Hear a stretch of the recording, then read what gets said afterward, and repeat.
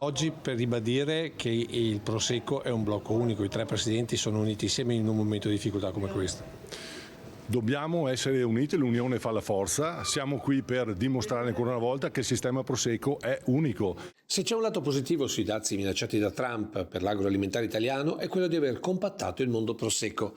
Dazi che, come ha sottolineato sia il capo dello Stato Mattarella che il presidente del Veneto Zaia, faranno male a tutti, chi vende e chi compra.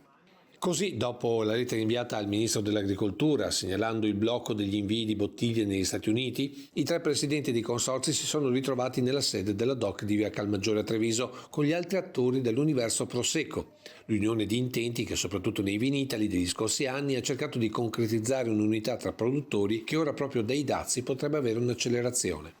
Intanto comunque si punta a fare chiarezza sulla situazione. Si sono agitati molto gli animi, in parte per motivi seri, e cioè che non sapendo quanti dazi ci saranno negli Stati Uniti, i distributori sono in attesa di conoscerli prima di continuare con le importazioni. Quindi una fase di attesa che non significa automaticamente chiusura di un mercato che pesa in maniera differente tra i tre consorzi, ma che deve comunque vedere un unico fronte di azione.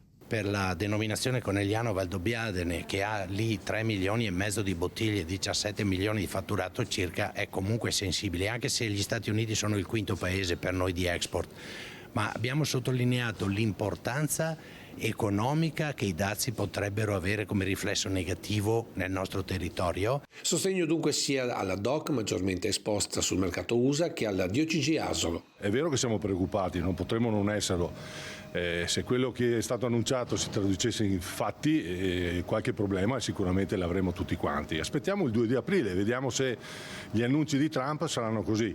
Ciò detto, non è che stiamo qui con le mani in mano, il consorzio già si è mosso da tempo, non è che abbiamo un unico paese esportatore, per fortuna stiamo guardando all'Estremo Oriente, in Giappone, insieme con gli altri consorzi stiamo pensando ad essere presenti all'Expo ad Osaka. Insomma, oltre al compattarsi, i dazi di Trump stanno stimolando questo settore trainante dell'economia di Marca del Veneto all'apertura di nuovi mercati per evitare in futuro di subire di nuovo lo scacco al re Prosecco.